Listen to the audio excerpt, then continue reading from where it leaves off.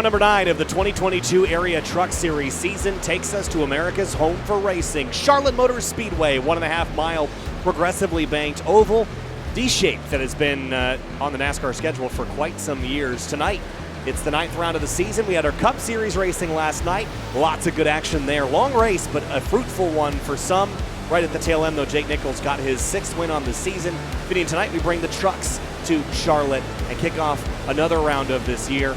And really excited to be here. This is a track that and truck combination that drives pretty well. And I think we're going to see some good action for 120 laps tonight.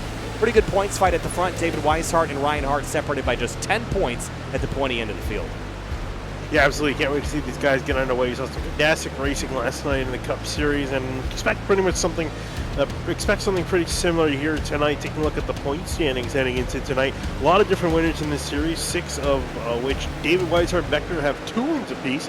Hartz, Hurley, Scally, and Bell 1 apiece. And again, a couple of names, still quite a few names that I'm surprised haven't found victory lane quite yet. Brad Slaughter Jr., Cameron Hearn, those 2 guys. Cameron Colin Fambro as well. All of those guys really quick, just quite haven't gotten that truck in victory lane. They're running out of chances, though, to lock themselves in. Yeah, getting close to the playoff cutoff. And drivers like Garrett Grant, Shane Abbey, Eric Wineland have some work to do. We'll head down to the racetrack now, and practice is underway. Qualifying kicks off in just a couple of minutes. All night tonight, we'll have at the bottom of the screen a little reminder to donate to the American Foundation for Suicide Prevention. We've got a charity race this Friday. We're dirt tracking it this Friday night here on Sim TV, so make sure you join. We'll drop the link in the Twitch chat to donate if you would like to. We'll have this up all week long as we talk about benefiting the American Foundation for Suicide Prevention on behalf of the Area Series. Heading down to the racetrack now for practice at the top of the board. Driver that we've seen at the top of the board all season, Ryan Hartz. He's gotten a win so far this year. He's 2nd in the standings, though, to this guy, David Weishart in the 33. Strong run last night of the Cup Series, but just didn't quite get the finish he probably deserved. Finished out inside the top 3, but could have done 1 spot better, and he might try to do 1 spot better tonight. Yeah, because he's been doing really well in the Truck Series as of late. In fact, 2 of his wins came from within the last 3 races, so he's been on a really solid run as of late. All 3 of his last finishes inside the top 10, so looking pretty quick here. Obviously 6 on the board here at Charlotte, so might be able to get 3 for 4 if he can do well enough. Travis Beckner is 3rd in the standings, another 2-win season, including last time out at Bristol Dirt. An unlikely victory perhaps there. His other win came at Gateway.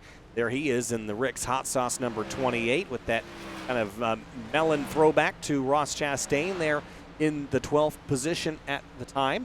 And then down the rest of the field, Matt Bell in 4th in the standings, and then Brad Slaughter Jr., who runs 2nd here in practice. Nice looking Lumar livery on the 8. Nice, classy, and simple livery. Then Cody Cuthbert, Tommy Ryan, Justin Anasogak, the rest of the top 5 here in practice. Anasogak is one of those drivers that is on the edge of not only grip right now, but on the edge of the playoff picture. And parking down the back straightaway here. Trying to look at some other guys that are pretty fast. Brad Slaughter Jr. in the number 8 machine, currently 2nd place on the time sheets. New paint scheme, I'm pretty sure. I haven't seen this red and orange looking really nice. I was just really mentioning sharp. That Lumar scheme down there on pit lane. And on the racetrack, looks the part. Just one of those simple liveries that looks believable, like you'd see it in the real world. It's almost makes me wonder if it was ran in the real world. I don't recognize it. Now that you say that. Sponsor familiar. I don't recognize the actual livery, but either way, Slaughter running up against the high side. Interesting conversation when we talk about running the inside versus the outside. Last night, the bottom was the dominant lane in the Cup Series race, but these trucks will drive very differently. I think the Lodgebox Series cars on Thursday will be even more different, but can we expect to see some high lane tonight? With the reduced horsepower, you'd think maybe not, but a lot of drivers trying up high here in practice. Yeah, I want to say with these trucks, again, out of the three National Series, I want to say the trucks are really the most dependent when it comes to momentum. The Cup Series cars have become a lot more dependent on them with the later Gen 6 packages and now the current Gen 7 next-gen car. But the trucks have always been very dependent on momentum, getting solid runs out of these corners. So I think we are going to see quite a few of these guys go up to the top side to play it out. We did see quite a few guys last night. You kind of stuck on the bottom. That was typically the place to be. You can get some stuff done on the top, but the bottom was very much the lane. I feel like you'll see a little bit more of a spread and difference in the field, as we're already seeing practice, like you mentioned, just some more guys kind of experimenting, seeing which, and testing the waters for both lanes. Cameron Hearn in the number 67, we've seen him be a factor plenty of times, 6th in the standings coming into tonight, and his season has been really hit or miss. 3 finishes outside of the top 20, but another 5 finishes all inside the top 10, including a 2nd at Gateway and a 3rd at Atlanta. So that 3rd at Atlanta and the 7th he had at Darlington, that tells me a bit more about how tonight's going to go for him than some of the other finishes. So he should be in for a pretty solid run, but only 9th in practice here. With practice concluding here in just a moment. 120 laps tonight, Finian. Not a super long race, not a super short one either, but I could expect to see a lot of green flag running tonight. Yeah, definitely. For as aggressively as they were running last night, I was genuinely impressed in how few wrecks there were, considering how aggressive the racing was. We'll see how it plays out tonight. I want to say I expect something similar. So look at the 19 Ryan Swan, very sharp Hyper X paint scheme, currently running out there. See where he is on the board right now. He's got the 56 of AJ Roderick tucked in right behind him. A couple drivers that didn't really get a fair shake last night. They're going to try to do a little bit better here in the Truck Series race on Tuesday. So practice is finished up here. We're going to head to qualifying in just a moment. For the time being, though, fans, be sure to subscribe to the Area iRacing Twitch channel. For only $5 a month, you can watch all Area broadcasts commercial-free. You can also use new Area iRacing emotes in the chat. You'll also earn double channel points as a subscriber that you can use to redeem for free merchandise on twitch.tv/Area iRacing. That practice is complete. We'll head down to qualifying. And suspected last night that qualifying wouldn't be a huge deal, but Finian, track position was hard to come by. Easy to lose, but hard to gain, what we saw last night. But some of the drivers that did start deep in the field eventually did make their way to the front, so I wouldn't put a lot of stress on this. I also don't know how much control you're really going to have in a qualifying session at Charlotte and Truck, where you just don't have that much throttle to play with. You're going to be almost full throttle around here for the entire lap. Yeah, pretty much. Think maybe a slight blip of the gas to just kind of get the truck to rotate a little bit more. But other than that, like you said, mostly pretty much on throttle. A lot of on throttle time for these guys. So the times up near the top should be pretty close. So make qualifying a bit interesting here. James Scaroli from the Northwest running out there in his number 7 Buckhecker truck, getting out there to start his qualifying run. Just getting up to speed here, up through the gears. And let's just kind of watch the speeds on the bottom right here. And I bet we're going to see, again, the 2-lap tango that we've seen so far all week. First lap, you're going to use this as a momentum gain, and then lap 2, you're going to go full tilt here. But Scioli kicks things off. Green flag here in qualifying. Off into turn 1, and they're going to listen for the throttle to lift. Just the slightest little lift to get the truck to settle, and then right back to throttle. And we got to turn 2 onto the back straight away now, just rocketing down. And then really the big thing is really just the turn point, the time you turn in. You see the backfire there, a little bit of a lift up there as well. And just going to be running high because, as you mentioned, we talked about lap 1, the banker lap. Lap 2 is where all the marbles are on. And he's going to go flying across the line. 31 flat for the number 7. And we expect the times to be a lot lower than that.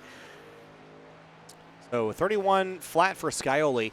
A couple drivers have vaulted themselves a little bit higher up the order. Josh Taylor, first lap at a 30.556. That was also his first lap, so if we're expecting a big pickup on lap 2, maybe Scioli saved a little bit of tire for it, but it's all about keeping the tire temps low and keeping the truck geared up and tacked up here. Here comes Josh Taylor, but Scioli across the line, 30.553 goes to the top. Josh Taylor goes to a 581. He slows down.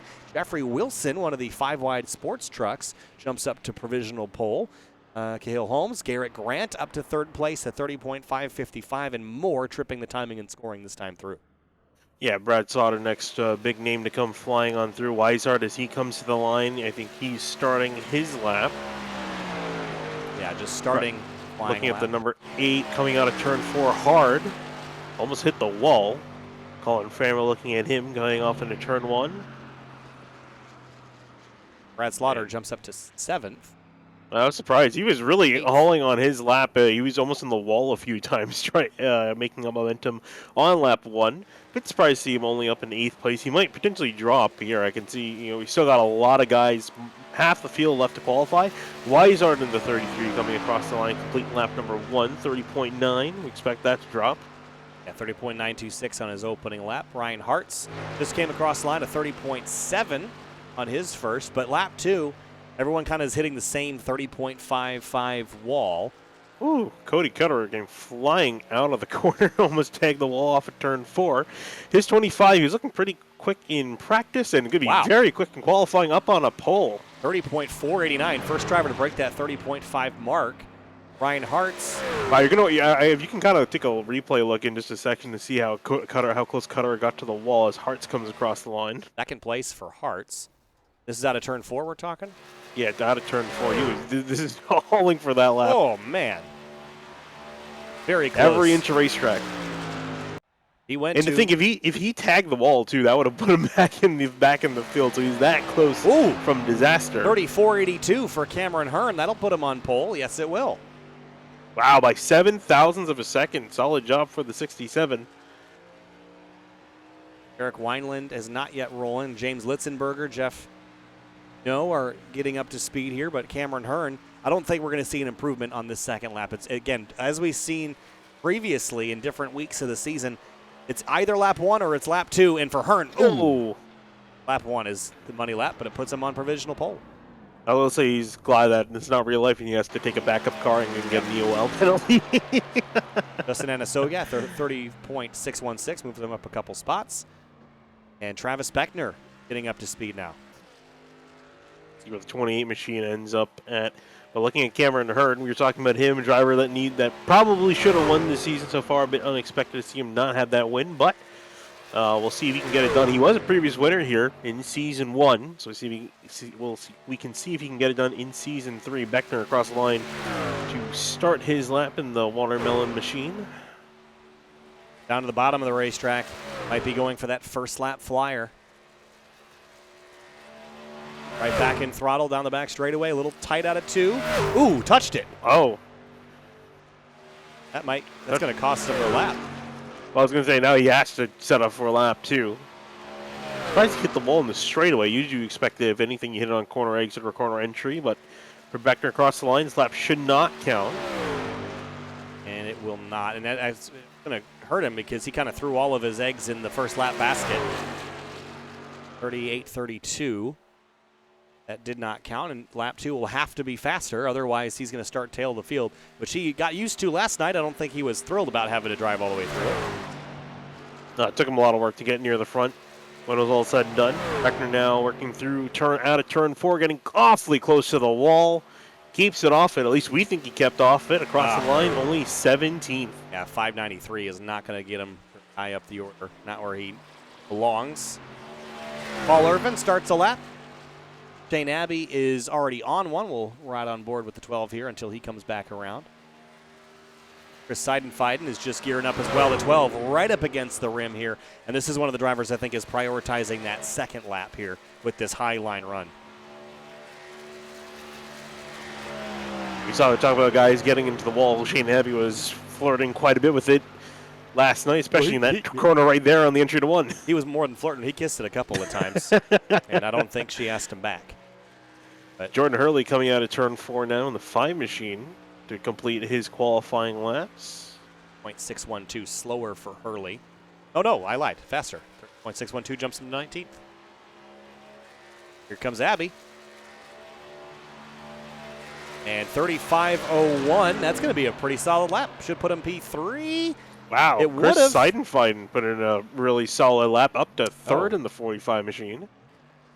Abbey's time not time I was looking at. Paul Irvin goes 3rd. Wow. So really solid laps towards the end of qualifying here. I don't know if anybody else is going to do a whole lot better. Bryce Senesac could. Eric Wineland is on course. A few drivers that have the potential to drop the tires on the table here at the very tail end. Cameron Hearn, though, still your provisional pole sitter. Matthew Bell in the number 9 up to 4th place. A nice lap for Matt Bell. Seidenfeiden, good qualifying effort there. 5th place for him. Jeffrey Wilson, 7th. Championship runners kind of spread out a little bit. Scioli in 9th. Weishart in 6th. And Wineland just picking up the green flag. Really slow outlap. Yeah. Again, trying to maximize the tire temp for that second lap.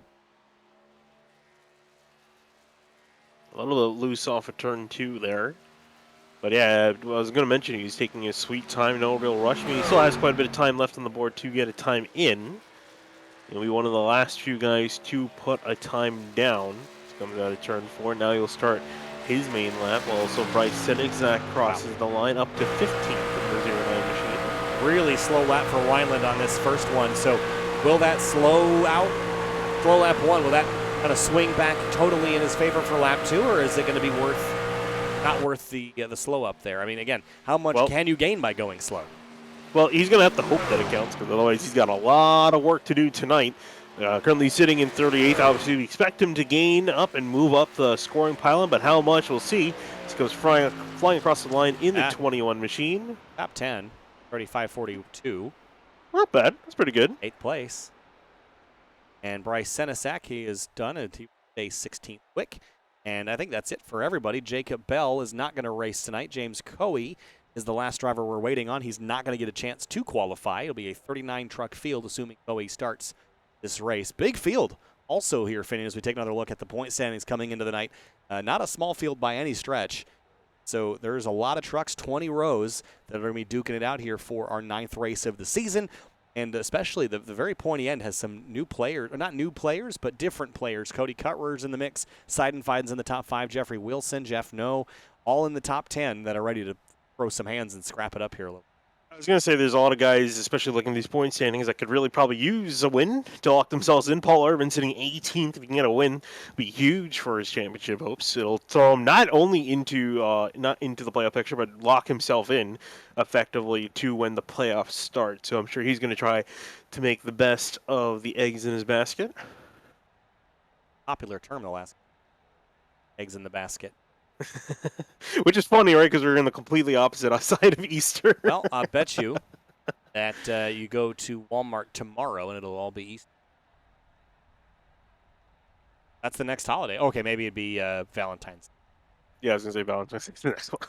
That'll be on sale before we hit Christmas. Probably, with the way, I mean, they were waiting. They couldn't wait to sell stuff for Christmas. I mean, everyone's October. already past all the Christmas stuff now, and now it's going to be frustrating because I have to go do Christmas shopping tomorrow because I hate myself.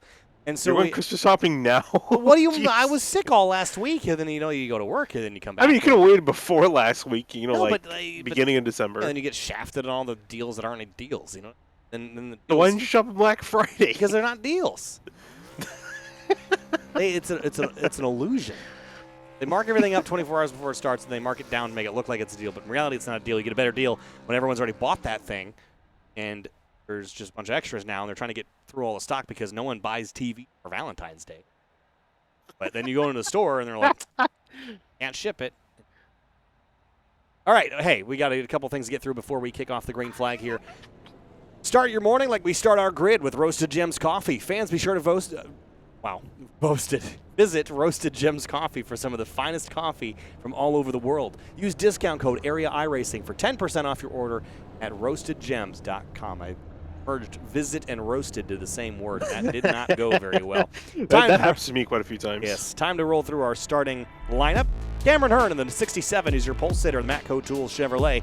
Cody Cutler is going to line up alongside him in an all Chevrolet front row. Back in behind them in third place, Paul Swerven Irvin in the 48 machine next to Matthew Bell in the 9 truck in fourth place. All Toyota, row 2. In row 3, it's another pair of Chevys. Chris Seidenfeiden in the 45, and David Weishart will roll off 6th in the number 33. Back in 7th, Jeffrey Wilson in the 85 is going to be rolling off in 7th place. Eric Wineland in the 21 in 8th place. 9th place is Jeff Nose, number 55. James Scioli is in 10th in the number 7. Cahill Holmes in the 41 is going to line up at 11. Danny Ware in the 00 in 12th place. 13th place will be Garrett Grant's number 46. Josh Taylor starts in 14th in the number 57. Row number 8 in 15th, Colin Farrell in the 18, Bryce Senizek in the 09 in 16th. 17th place, Rafe Slate in the number 08. Brad Slaughter Jr. starts at 18th in the number 8. Diamond Ryan's going to be rolling off in the 99 in 19th, Asia Roderick in the 56 in 20th. 21st place is Ryan Hart's number 3. Travis Beckner starts 22nd in the 28. Bobby Tinn's going to be rolling off in the 66 in 23rd, Jordan Hurley in the 5 in 24th. 25th place, Justin Anisogak and Jordan Martin starts alongside him in the number 11. Michael Leip in the 26 machine. Ryan Swan next to him in the 19 in 28th. Oh, I just skipped a row. Dang it. 29th place is going to be Carter Koop in the number 52, and Shane Abbey starts alongside him in 30th. 31st, James Litzenberg in the 95. Matthew Cochran in the 4 in 32nd.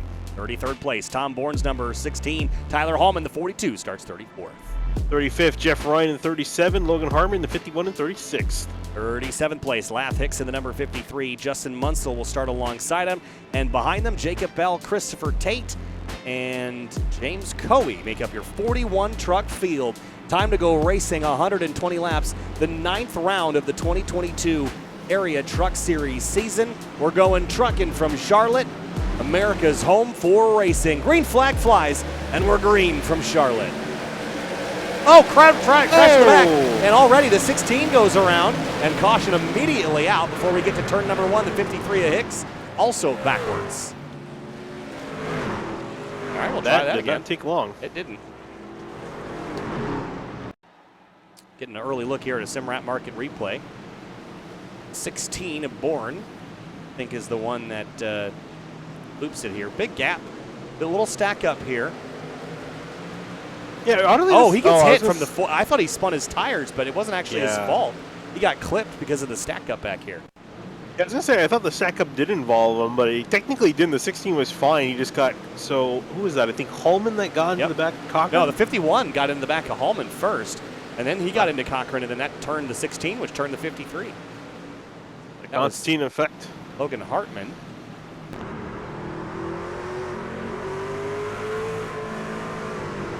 Yeah, just throttling up too early there. Big chain reaction. It took out a couple of trucks. Yeah, I was going to say, luckily for the most part, it should be relatively low speed impacts because they were just getting up to speed. I'm trying to look. I think Bourne, you know, the driver that got the worst of that, I think, would have been Matthew Cochran. And his truck, yeah, he's got some damage. Oh, yeah, to the nose. That's going to be the worst because he got it to the nose. At least with Tom Bourne, his is more to the rear end of that car, so he should be good. And he actually scratched. He just has some damage to the left front, the 16, and the right front. Not a good way to start, though. No siree. If this race were to go green from here, be about 1 hour from flag to flag. Quick look at our weather information. Another day race here at Charlotte. Track temp still under 90. Which is nice because this place can get pretty toasty and pretty slippery. My experience driving the stock cars lately, and I'm not sure if any of you have been behind the wheel of them at all in the last couple surprised weeks. you've been behind the wheel of them. I mean, I've been behind the wheel to take the thumbnails. But my initial reaction is all of the stock cars stink right now with low-speed mechanical grip. I mean, 5% throttle is spinning tires on these. These things have huge slicks on them. I don't care if they're cold. I mean, 5% throttle, spinning tires out of control. It just blows my mind that is. I don't believe a NASCAR truck is that slippery at 15 miles an hour. You never know.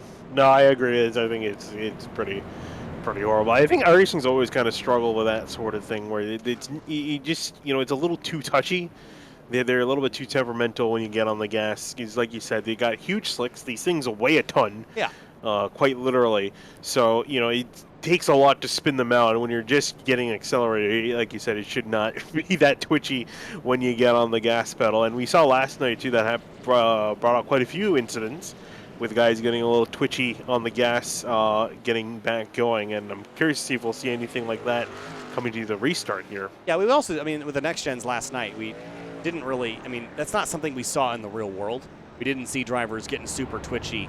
Those cars, they got wider and bigger tires, and they have very stiff suspension, so it's not like they're throwing weight around everywhere. They're pretty well balanced cars. I can't. At speed, they feel okay, but like at low speed, when you're just putting around, it just feels very weird. And I sympathize with. I mean, the start was caused by some inadequate spacing and drivers that were kind of gearing up and trying to get a launch, but it's tricky to recover from that once you start getting the tires spinning. And then all you need is just someone to come in behind and give you a little bit of a tap, and you're finished off. Yep. The reason we got one extra lap here on the pace lap because Bourne was 4 lap down, so it extends our caution sequence. I say Justin Munsell looks like. Actually, a few guys look like they might be almost a lap down. Justin Munsell, James Coe, Christopher Tate, Jacob Bell. Yeah, it's kind of. They got caught in a weird spot, I think, because of when the caution happened. Where the pace car picked them up. They're not a lap down. They shouldn't be. I was going to say maybe because they didn't cross the line. Yeah, well, that's what I'm saying is the caution came out right before the start-finish line, so the pace car picked him up in a weird spot. This will be our 1 to green, and we should get the wave around. And there they go. So we'll try this again. This race is now 115 laps. Everyone that started is still rolling, albeit with a little bit of damage to the 4 and the 16 mostly. Yeah, Doug Morton's also in a predicament where he's got to make up one of those laps, make up an extra lap after having to pit for repairs, so he's got some work cut out for him. I think he's still only 1 lap down, right? So he should be okay. Yeah. He just can't go another lap down or let anyone else get lapped before he gets an opportunity to take the free pass. You never want to get that second lap down because then it just gets hard, right? No, then you get put in a real big hole because then if someone gets put a lap down, they have to wait for them to get the caution and then the free pass, and you just kind of have to hope and pray that you get caught in the right scenario. It is really tough to come from 2. 1, as you mentioned, not so tough, but you'll see. It depends really if we do get a long green flag run, which we'll see here as you're going to essentially come to the actual start of this race. All right, we'll try this again. Cameron Hearn on the inside, Cody Cutler on the outside, then Swerve and Irvin, Matt Bell, David Weishart, Chris Seiden fighting the rest of your top 3 rows. Wineland and Wilson, Scioli and No sharing the rest of the top 10. Time to start this race for real. 115 laps left to go out of 120. Late restart there from Cameron Hearn, but we're clean and green through the initial start zone that time. And more trucks in the dirt in the background, guys. Yeah, I think you're just starting to see, like you said, I think a lot of guys are struggling to get up to speed, and some checkups as well playing a big factor. Namely, and we saw that Hurley, or sorry, not Hurley, the 25 Cutterer got a really poor time getting up to speed side by side with Irvin heading off into turn 3. Through 3 and 4 here, lap 1, well, 6. Cameron Hearn leads the way here. Cutler, Irvin, Matthew Bell. Good battle for second here, though. Swerve and Irvin's got the inside. Now we'll see what line is the best one early. Looks like the outside might be kind of coming alive here early in this race. There's a Cutter truck yawing out a little bit loose, not quite the level of grip that he needs up there. But as you mentioned, able to carry a decent amount of speed. Now he'll go to the inside of the 67 of Hearn, trying to fight for that lead. Took a really good run off into turn 3, nose to nose with Cameron Hearn now. Carried that momentum and dropped to the bottom, and he's going to take it and lead that lap just by a nose. Yeah, just by a nose. In fact, 0.006 of a second exactly at the line, as he will just now clear the 67 and clear for the lead of this race. Matthew Bell, though, also still trying to make a charge, trying to prevent the 67 from cutting him off. He will be unsuccessful in that, and Cameron Hearn will slot himself in a second. Now back to the inside almost. Man, that was tight. And here comes the question now, is once you get out of this side-by-side, when runs come real big, you've got to start figuring out what lane is the momentum going to come from, and where are you going to take it? Because the momentum's always going to come from the outside, but do you take that to the outside in 3 and 4, or do you take it to the bottom? Hearn's trying the inside here, and it's kind of working. We'll see if he can finish the job. Yeah, it's a bit all right, but not quite there where he needs it at the moment on that inside line. I think the outside definitely, if you want to make a pass, want to make a move, want to be there. Actually, now I say that, though, here comes Hearn trying to prove me wrong. Well, again, we saw last night, I thought the outside lane would kind of come into its own and be the place to be. It just never was last night. It was a bottom-feeding race through and through. The outside you could defend, but you just couldn't really effectively play offense out there. And tonight we've seen Cutrer take a big run on the outside lane, but he did the pass on the bottom, and now it seems like everyone's kind of falling in that same direction. You have to wonder, recent tire changes, have we kind of eliminated the multi-groove nature of this track that we all kind of expected coming in? Wouldn't be too surprising. Let's see the way tire model changes can drastically affect how these things handle all across the racetrack and the racing surface, especially over the course of a run on the 25. Yeah, Hearn had a big run going into one there and tried to take it to the outside and then kind of gave up on that strategy. The background, a couple trucks side by side. Colin Fambro is one of them, the 18 truck that is in the middle of your screen now. There he is. Following Garrett Grant in the 46, Jeff Noe in the 55. One of the rare Ford F-150s in this pack. Yeah, not too many of them in the field. In fact, other than Noe, let's see, Eric Wineland. And yeah, that's about it. Just them two running for the Blue Ovals. It's a shame, because I actually like the design of the new Ford. But Oh, it's a bit, it's all right. I feel like I like the old generation prior of that Sure. F-150. I don't know. Call me rude. you're weird. Behind him, Colin Fambro to the inside of, how about Rafe Slate, by the way, in the 08. He went upside down last night, and trouble for Michael Leip out of turn 4. He's in the dirt. Whoa, so far around the track. Yeah, Well, Leip, and then there was one other. I think it was A.J. Roderick. in the Check out. 56, yes, both of them collided off of turn 4. You'll see right here.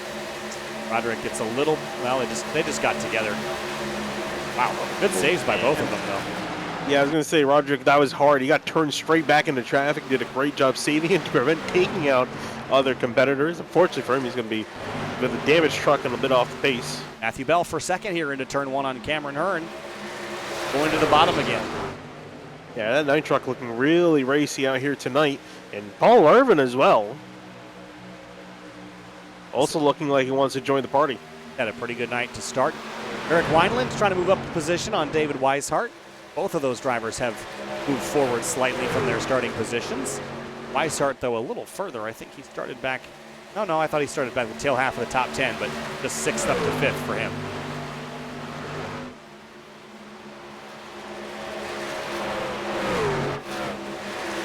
And here's Cahill Holmes in the 41 on the outside of the 3 of Ryan Hartz, who, if you look at the point standings this season, would tell you that he should be the driver running second place right now, but he's buried in 17th. Didn't have a very good qualifying run, and he's got traffic behind him as well. Yeah, I was going to say, it's kind of surprising to see him Meyer back so far down the order, and as you mentioned, the traffic 2 by 2, they'll fall in behind. Trying to see if they can find some way around this 3. Jordan Hurley's got a big run coming from truck directly behind him, which I think is Tommy Rines 99. He was a big factor last night a couple of times. And so they go. Looks like they started to sort themselves out just a little bit here. Mostly 2 by 2 battles. Haven't really seen any 3 wide shenanigans so far, though that definitely can change as the run goes on. Weishart and Wineland, they've been side by side for about 3 or 4 laps at this stage. I mentioned last night you get tired of battling the same people over and over. You don't want to start lap 17 because you just end up battling the same guy all night. You are going to crash with him at some point. You just run out of patience. But Wineland does get the pass done and moves into 25th in the 21 truck. There you see him now dive to the inside. Paul Irvin now caught on the outside lane just a little bit as he's the top 6 starting to slowly converge back on each other. And for the lead, Matthew Bell is hounding Cody Cutrer into turn 1. All over him on corner entry, but it's not close enough to get some overlap on him. Yeah, Bell with a previous win at Iowa, looking to see if he can get his second one of the season. Guy has to beat Cutterer to do that. Cutterer no win so far this season for him, so this will be a big night for the 25. He can hold on, hang on, although it's still early days in this race. Yeah, pit stops to contend with. We didn't ever see green flag stops last night. That could play a factor in this one. None of the drivers got the opportunity to practice them either when they didn't have them on Cup side.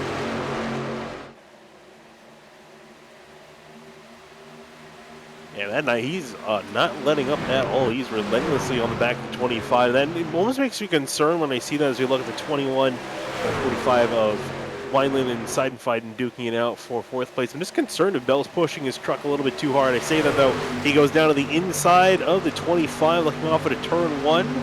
We'll see that outside lane is still holding up. It looks like that inside lane is slightly better, at least from the 9 to Bell. He will clear the 25 off of turn 2. He's got him. If Cutler goes back to the inside, he will. He's going to fight this. Isn't willing to just sit in line and be content with second. He wants to battle back for the lead. Now, will Matthew Bell be able to hang on to the upper group? I kind of concur with your fear there, maybe, is the 9 or the 25 using too much tire. Last night, it was critical that you didn't push too hard or you burn your stuff up. We saw a couple drivers try to take their battle straight to Jake Nichols and just burn their stuff up and crash. Cameron Hearn gets drilled in the fence by the 25. And his race is going to grind to a halt here, and this is going to cause a stack up here out of turn 2. Uh-oh, uh-oh. Watch out, boys. Watch out, boys. And there she comes. Well, I can imagine there might be some dramas after this one. Watch into turn 1. Well, you guys going for the same spot of the road there, but neither really had the ability to say that it was the other's fault. Maybe you could say the 25. He pushed up just a little bit there. Yeah, I'm curious if that was him pushing up or him kind of getting loose and, that little bit of overcorrection. Yeah. You see his truck just a little bit checked up there. I would imagine it's not on purpose on the camera here. You can see him. He turns it hard into the wall because he wants to prevent himself from coming back down the racetrack and take out anyone else. Yeah. Tore up that truck pretty good, though. That's it for that truck for sure. So, 22 laps in. Last night it was everyone came down for tires. Do we think we'll see that again tonight? Well, we're going to find out. Yep. I was going to say, I feel like at this point you kind of have to come in. Saw some drivers play a 2-tire call last night. Not appear like anyone is going to obviously choose that. See? Well, we've got a second. We talked about our SimWrap Market replay. Fans, be sure to check out our simwrapmarket.com for custom iRacing paint scheme templates that are simple to help you stay more focused on the racetrack. simwrapmarket.com. Trucks are into pit lane here. Anna Sogak is just going to roll on through. Anybody going to take 2 tires and bail? Cameron Hearn is obviously in trouble, but everybody else, 4 tires for the entire field that time through. Yeah, I remember last time we saw some guys, particularly really Brandon Bowie, last night decided to take 2 tires. Worked out initially for the first 5 laps, and then he dropped like a rock through the rest of the order, fell all the way down to 34th, somehow clawed his way back up by the time the night was over, but no one being experimental tonight. I think everyone agrees all around you're going to want to come in and get 4 tires every time you can. Brad Slaughter Jr. gained a bunch of spots in pit lane up to 9th place now. Danny Ware is up a couple. James Scioli is up into 6th place. And think about the season that Scioli has had. You look at where he is in the standings, which is not high up the, where am I looking? It's 10th in the standings. And his finishes, how does this even make sense? Did he not run a race? Yeah, okay, he hasn't run 2 races, that's why. His stats in the races that he has run all have been top 10s except for Iowa, which was a 22nd. And of those top 10s, of which there are 5, 4 of them were top 3s. Well, he doesn't come out just to run. He comes out to win or to run very close to the pointy end. So keep an eye on the 7. Yeah, always have to keep an eye on James Scully. Runs really well. Also want to keep an eye on that number 9 truck, looking very fierce out there tonight. Just trying to look at his stats a little bit earlier, just see how well he's on the rest of the season. Obviously, you mentioned he had that win from Iowa. As far as laps led, hasn't really led a whole lot of laps outside of Iowa. Led 72 laps there, 1 lap at Gateway, 9 at Darlington. Tonight, he has led, trying to look at that. Is that 4? What? Yes. Is that only 4 We're laps trying to led read for the, him? yes. Oh, feels like more. Yeah, it does feel like more. Feels like he led more. Notable on his finishes, all top 10s except for Gateway. And remarkably, so he had won a race at Iowa. And of the other 6 races, 4 were a 5th, 6th, or 7th. Pretty consistent in that region. And right now he's running up front, so better that average if he stays where he's at. Does it feel like the pace truck is driving slower tonight? It feels like it's driving slower tonight, doesn't it? Just for you. One thing, well, since the pace truck's been driving slow, I've been looking at the chat. Cameron Hearn, not a fan of 5 Wide Esports. Let me tell you that. There's a particular reason for that. If anyone remembers the race at Rockingham earlier this season. Oh, right. Another 5 Wide Esports driver ran into him. He said, I'll try to make this as family-friendly as possible. Expletive team, expletive drivers, at least this one has good internet. Wow. And he also said, I am about to have some netcode issues in 35 minutes. Take that what you make of it. Oh, man. Oh, no. And then Joe but I kill Kyle with it. Jesus Christ. You call 911 for you? I'm good. I can't have my laughs tonight. My throat is still too volatile after my sickness. I enjoy when drivers get a little spicy. I know Cameron's frustrated. It's a frustrating scenario. Yeah, and Jordan responded to the first one. He responded tough. That's what Cameron put in the netcode comment. And then Jordan earlier replied, all bark, no bite. Wow. All right, boys, get out the boxing gloves. So some shade thrown in the chat. Guys, Bristol was last week. We had the opportunity to throw down a little bit, but all right. Well, there are laps remaining and truck's still on the track, so we go back green at lap number 26. Matthew Bell is in command in the Logitech Toyota. David Weishart and Matco Tools Chevrolet on the outside. Green flag back in the air.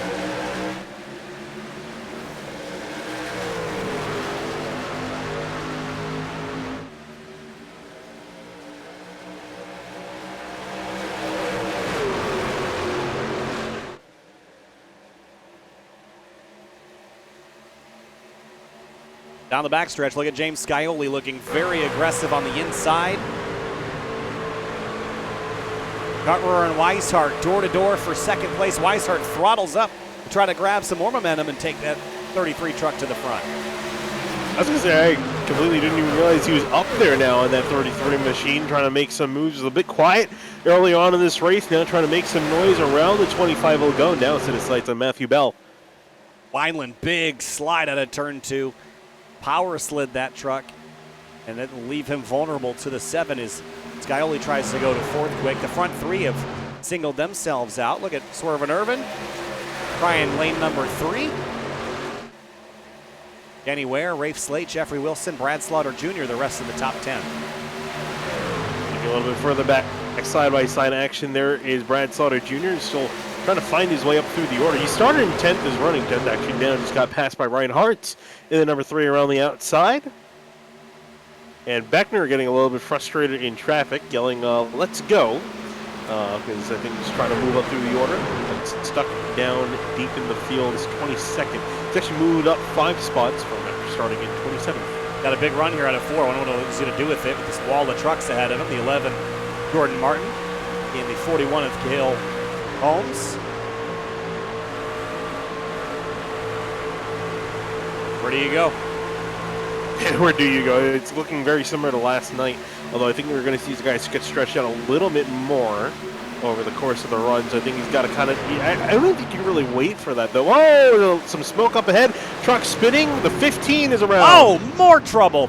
Big crash out of turn 4. Oh, it's a big one. And one truck on its side. Oh, wow. Someone catching air. 51 of Hartman, I think, was the one that got airborne there. That was a big mess. Where did that start? Up near the front. Actually, don't even know if it was. I'm trying to remember who I saw. One of the 5 Wide Esports trucks. That one getting absolutely destroyed there. Big block ahead. That's where it starts. Which truck is that? Is it Hurley? Yes. It's 25. Or it's the 5. It is the 5, yeah. So What happens here? So back straightaway here. Who's got behind him? That's Seidenfeiden here. Seidenfeiden's all over him. Goes off into turn 3, and I thought he got blocked, but I think in reality he just shoved the 5 around, turns him around, and then see the rest. They call it Fambro's in the middle of that. One blue truck catching air twice. Pit lane getting absolutely blocked. Yeah. So the start of this is the 45. Yeah, there was a block there for sure. But yeah, I think he blocked Seidenfeiden. Seidenfeiden had enough of that and finished him off. Oh man, that took out and Hartman. Holy cow! Got to ride forward in the 51. My goodness. Woo. Call that a stadium super truck. I'll say. With the amount of air he caught. Watch this in slow-mo now as the field still. Oh, the Atco Tools truck in the background getting stacked up here. And Logan, nowhere to go. Tries to turn down the racetrack, but he's going to get hit here by side of the 20. Then the nose of the 18 is going to ramp him up onto the tailgate of the 11. Sparks flying and shooting everywhere. And Bryce Senesac in all this, he might have gotten out unscathed. Him there in the backdrop. And let's see if we can ride on board with the 09. See what he saw. It's kind of amazing to think anyone managed to make it through there unscathed. We'll see how this 09 fared. As you can see, he was very deep in traffic, pretty much right in the middle of this. 46 just up ahead of him. Spin happening, going to dive to the inside. Carnage unfolding all around, and he somehow makes it through. Man. Big mess. Third caution of the night. And we're back under yellow here at lap 31 of 120. I bet you more drivers are be feeling that one. And that took out 1, 2, 3, 4, 5, 6, 7 trucks. And maybe even more. I know there's more that got some damage in that. Fambro an 8th truck involved in that. Jordan Martin. That was almost a dozen cars. Yeah, and it's funny you're talking about sparks flying in that wreck. Also, still sparks flying in the chat. Oh boy! Carter Coop chimed in with that. He quoted, "No bark, no bite, loses in front of the field," Wow. in reference to what Jordan Hurley said before we went green. I mean, in fairness, he did have some help. In fairness to the guy that helped him, Hurley did throw a block. So we'll throw all that on the table. Yes. What else? Oh, they're throwing okay, hands now. I don't want to read it out necessarily, but I do want to go and read it, so I'm going to do that. You can read it for yourself on twitch.tv/area iRacing, which is where I am going to read the chat on my own stream. So that's what. No, it's not the chat in the stream. It's the chat in the server. Oh, well, that's not very fun. I can't. No, you can't read it. Well, you could read it, but you can't read it. You can't, pull it up on the broadcast. Bet.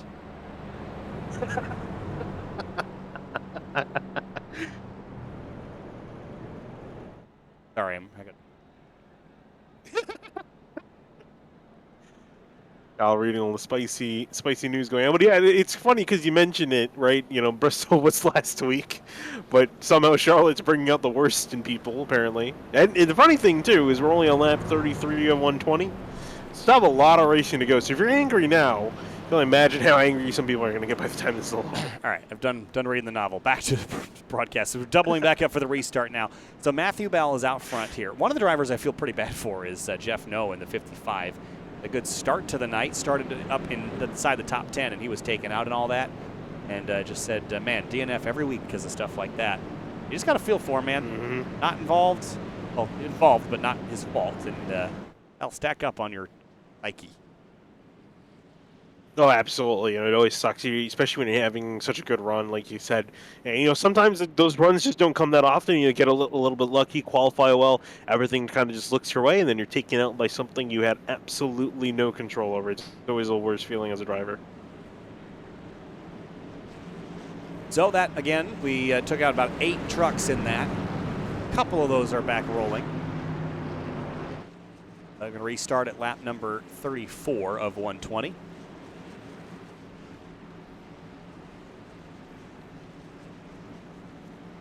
And the players up front are beginning to establish themselves. See if they can stay there. Pace truck pulls off. And back to green from Charlotte. Matthew Bell is in command. Good clean launch from the number 9.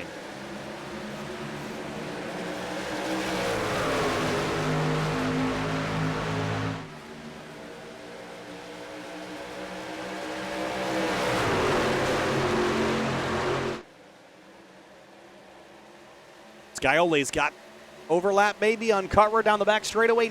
Not quite. Fending off David Weishart here. Throttles up the 33. Weishart not particularly. And Weishart not a particularly good restart. Eric Wildman making sure he knew that wasn't a good restart. So hoping that when they get going as they somewhat sort themselves out near the front of the field around the top 10. A little bit more chaotic further back. Ooh, almost just saw Jeffrey Wilson, the 85, almost wreck in the middle of the field. Yeah, he got a push from the 19 of Ryan Swan off into turn 1. And for the lead, Matthew Bell feeling the pressure from Cutrer into turn 3, but Cody didn't turn down and try to grab the spot. I'll give him some time, though. I'm sure he's going to be feeling racy. Both of you guys have been going constantly at it since they found each other near the front of the order. They've not let one driver just hold the lead. They've been trying to fight back no matter what. Eric Wendland ripping around the top lane, trying to see if he can get a spot on Paul Irvin on the inside. Cars in the wall in the backdrop. Right around Bryce Senesek. He dodged and weaved his way through the crash. Area is up inside the top 15, looking for a top 10 spot if he can get around a couple of these trucks. It's a little bit of ways to go. As crash, front straightaway. Whoa, wreck. The 6 and the 20. Christopher Tate and Justin Munsell, 2 of the trucks I saw. We were just watching that start-finish line cam and then sideways across the camera shot and 60 miles an hour. That was one way to see a wreck happen. I think one of the Rhines was in it as well. At a turret. Yeah, it just started. You want to probably start around 3 and 4. Look at Tommy Rhines. You checked up a little bit for some reason, moving to the inside. Munsell got checked up, and Ryan got into the 6, and that caused everything else to unfold. Not sure why. That was. I mean, he slows up a bunch and then just kind of gently wanders up into the 6. Yeah, I don't know about that.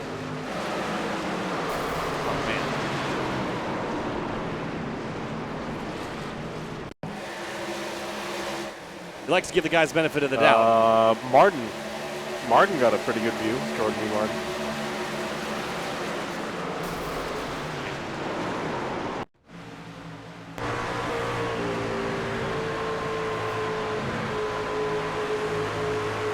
Coming off turn 4, you can see right up ahead. Yeah, it's one of those wrecks that, Martin did a great job turning down into the turf. I was gonna say, I think he's really lucky that it's turf now and no longer grass. I feel like he probably would have had not as fun of a time running through there. Yeah, it's just one of those wrecks that you watch back and you're like, why did that happen? You know, especially as a participant, you're like that. There's no justification. You know, there wasn't like a chain of events. It was just a guy kind of facially disaware there for a second, but that'll happen on a racetrack at 170. So with caution out again here, we got a moment. No pit stops yet. I think too short of a run for drivers to bite here. Fans, be sure to check out rickshotsauce.com for some of the best hot sauces made locally in South Florida. Be sure to follow the Rick's Hot Sauce Rookie of the Year battle in the Area Cup Series, who will take home the $100 prize as the highest finishing rookie in the point standing. No pit stops and not a lot of shuffling to speak of. We'll come back after this short break. Return with action from the Area Truck Series.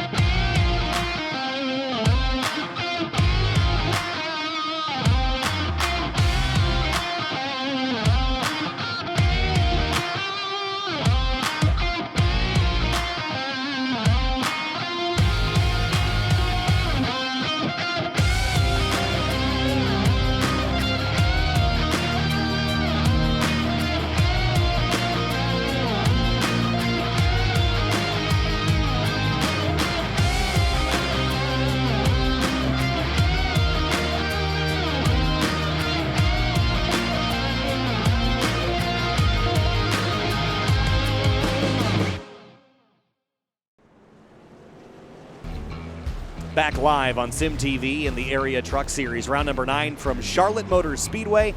Kicking things off here tonight with a string of yellows in the first 40 laps. Couple single car incidents and one big multi-car accident at a turn 4. We're a couple laps clear of that. But cautions, Finney, and we thought we'd see some green flag running here. I think we're getting close to it here, but some troubles here early getting rolling.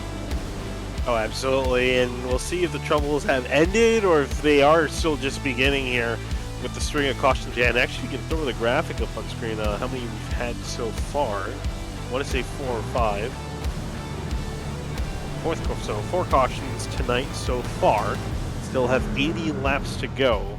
Curious to see what happens here. That being said, though, with the wrecks we've been having, we're losing quite a few drivers. We've got just about, I think, 32 trucks remaining on the racetrack. Everyone else pretty much wrecked out of this. Yeah, we are a third of the way through the race. We have lost about a quarter of the field to incidents, but most of them were because of that big one out of turn 4, which not a lot of drivers could have done much about, unfortunately, but that's just how it goes. The track gets blocked. Now, here's an interesting thing. It's been turn 4 that's been the calamity corner last night. But you remember last night, everything was out of turn 2? Yep.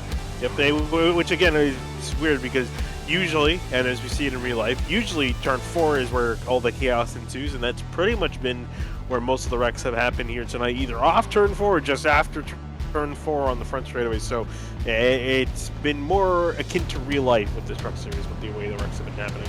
Yeah, definitely an issue. The front straightaway in particular has also been a trouble spot tonight. They make them challenging here, Finney. It's not as straight as it looks. Got the 2 kinks in it. Track kind of narrows up a little bit. You're coming off the corner. The tracks like this, you kind of jump off into the banking because the track falls away from you on entry. You're climbing up out of the banking on corner exit. It's a challenging proposition, especially in a truck where you've got to keep your foot in it as long as possible. Momentum is key, and you don't get it back as quickly as you lose it.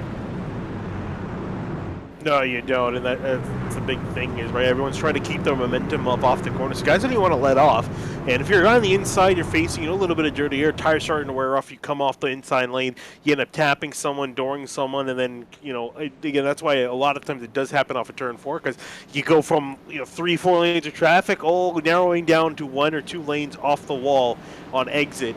And that's where all the chaos typically ensues, and we'll see if there will be more chaos following here as we're just about to get the restart. Matthew Bell, Cody Cutwer, David Weishart. If you're interested in knowing where Cameron Hearn is at in his repair, 21 minutes in just now. What was the magic number, 35? 35, yes. James Scioli up on the outside of the second row. Just past the 1/3 mark of this race.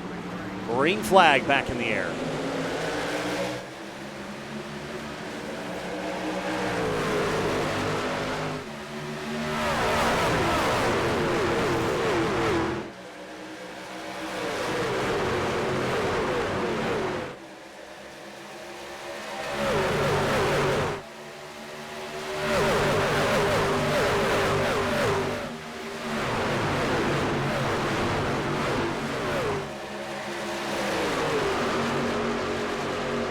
Look at Rafe Slate on the high side with a push from Paul Irvin.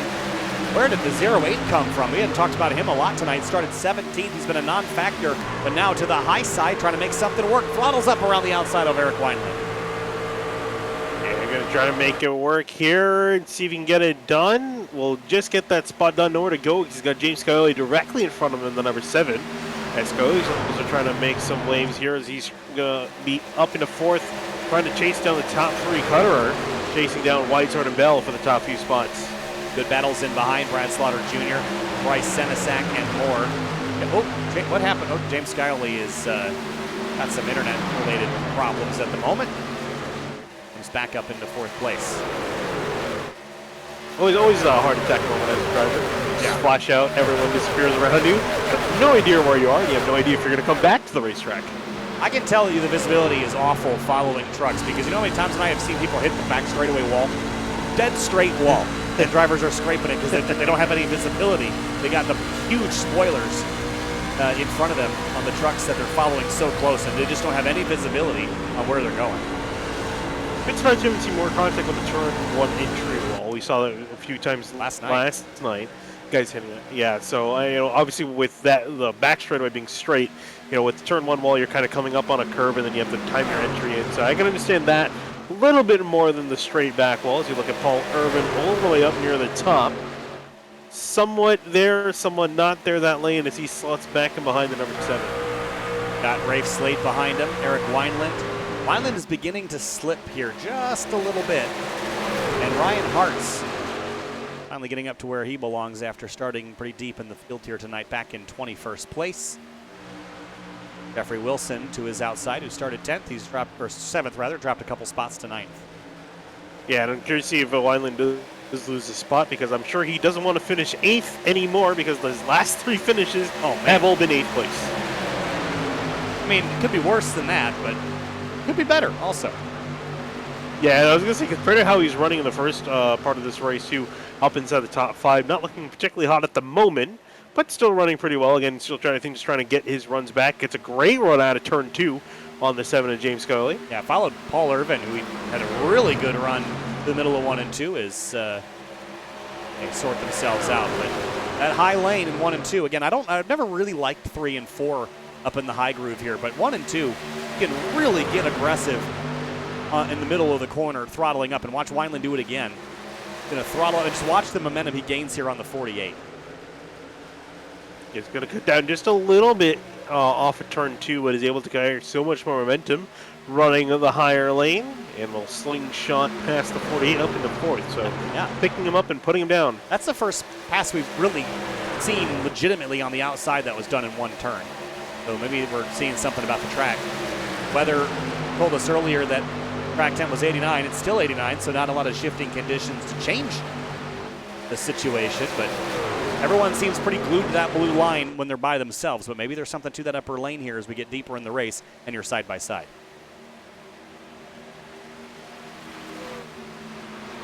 Looking fairly calm up near the front of the field. Everyone kind of slowly stringing themselves out. Poseidon 5 battling Danny Ware. This is for 11th. And whoop. That Fambro that is back on the racetrack and will slow in 1 Yes, and 2. it is. It is 18, very off the pace. I mean, just trying to run out there. You can see the speed difference coming off of turn 2. Yeah, he moving is chicane pretty much. only 1 lap down for the time being, but looking a lot worse than that. Yeah, it kind of sucks as the driver. You're kind of just running out there. He's just trying to keep the points picture alive for him. Again, not locked into the playoffs, and going to be really hoping that he can get a win, just going to lock himself in, because this is definitely not going to reflect well on him tonight, running in 31st at the moment. 10 laps still halfway. That will happen at lap number 60. Matthew Bell has been in command of this race for most of them, 31 of 51. David Weishart right behind him has led 0. He'd like to change that, but it'll be pretty hard to find any momentum difference here. They need the tires to really fall off. I mean, we say that. We're down about a second off of the fresh tire speeds, but it doesn't really seem like that fall off is happening unequally. Kind of everyone's falling off at the exact same rate. So it doesn't seem like beating up your tires has been as big of a deal in this truck as it has been in the Cup car. In the Cup car, you burn up your tires, it's obvious, and you fall back very quickly. But tonight, everyone's kind of aging their tires at the same rate, mostly probably because we haven't had a lot of green flag racing for them to wear them out indifferently on. Yeah, I think that's really the big thing, right? Because when you start to get that run in, see the guys that push their tires certainly start to drift back, and the guys who save the tires do a little bit better. Then he throws in some green flag pit stops, or just some pit stops after a long green flag run, and that can kind of mix things up. But yeah, we've just had really, really short runs. I think the longest run we probably had was, I think, maybe 17, 20 laps. Nothing really further longer than that. So I think that's why we're seeing what's unfolding in front of us at the moment. In behind these guys, Scioli jumping to the inside of Paul Irvin will get the pass done. Scioli trying not to let his progress stall here. Was as high as 4th earlier in this race, but on the outside lane on a restart, we saw that really be a deficit last night. Back up to 5th. Yeah, Ray Slade also trying to poke his nose through to see if he can get cleared past Irvin.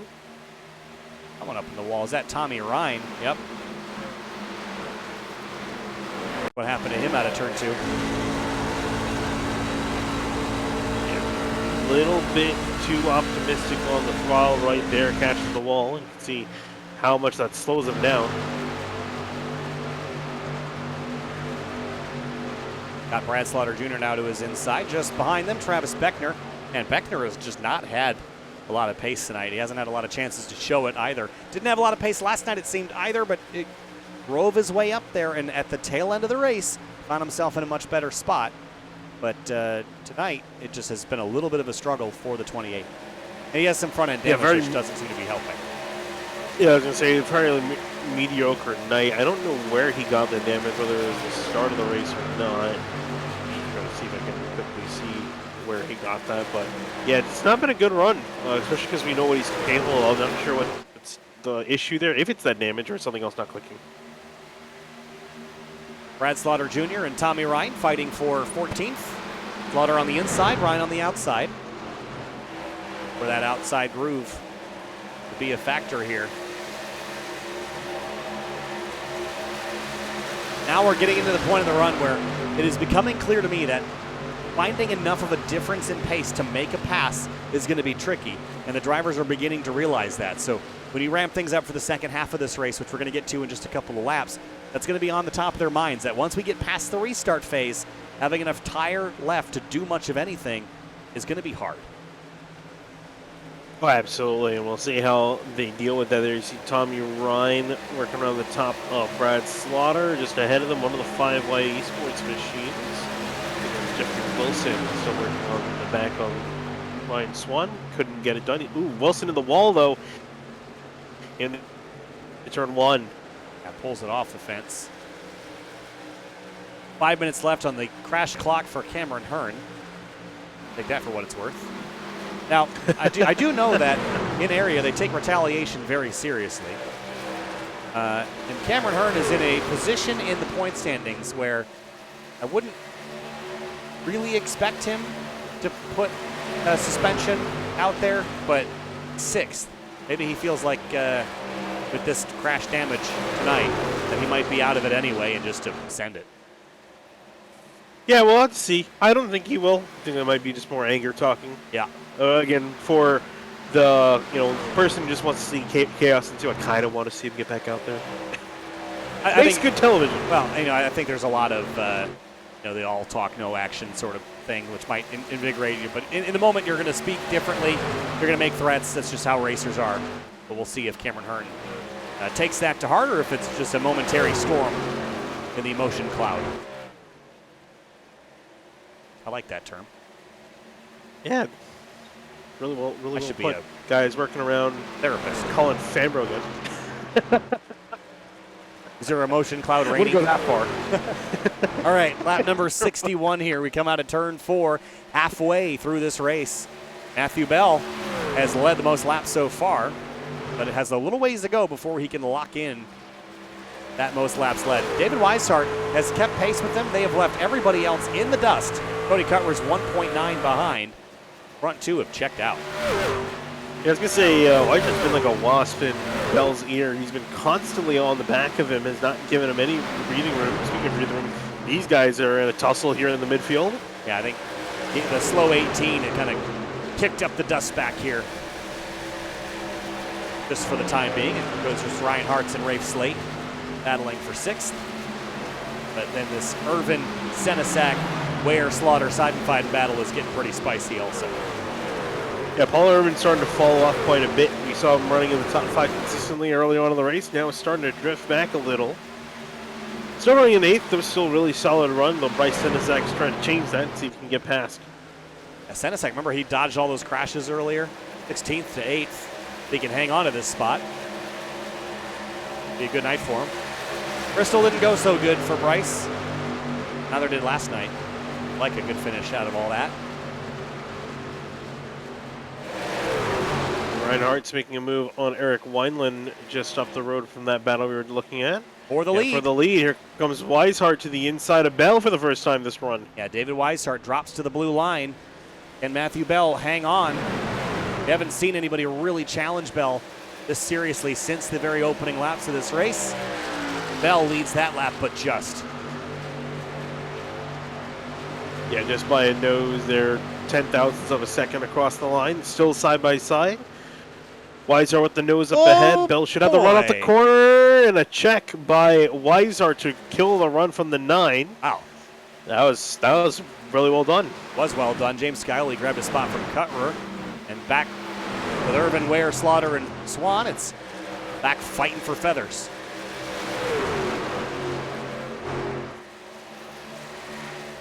As they continue to go at it here in that group. Laps starting to wind down here. And we also want to note here, we've been on these tires for 42 laps. When do we start seeing, or really when do we think that you see these guys come down pit lane? Yeah, I mean, next big question. Tires, yeah, the fuel is going to limit that, but we haven't used as much fuel as we have tire. More heat cycles on the tire, but fuel saving wise, we're going to get another at least 15 laps out of this. But I think they'll see drivers go that 15 and then pit and be done. But we might get a yellow before then also, so we'll keep that in mind as we got these battles formulating around the track.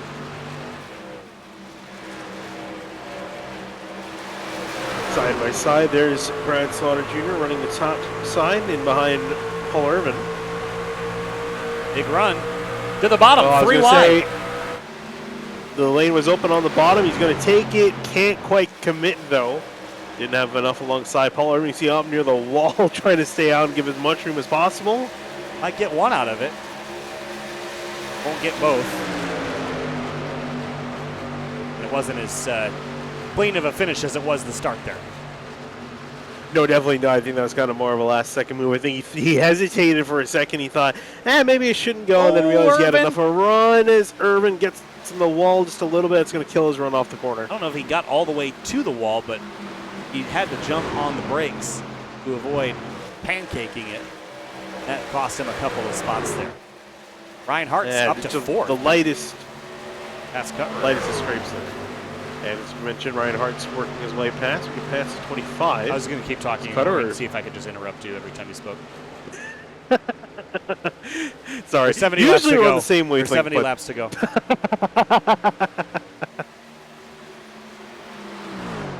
Do the rest David of the Weishart's podcast. leading. Yeah, just constantly interrupting you.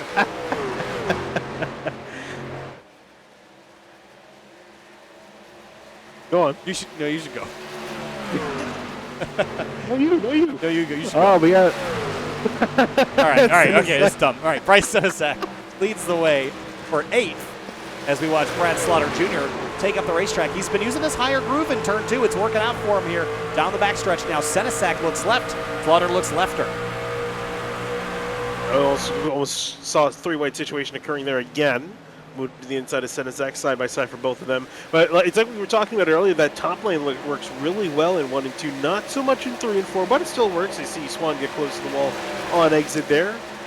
Biden fighting down pit lane with 50 to go. That might be the first of our scheduled end pit stops here.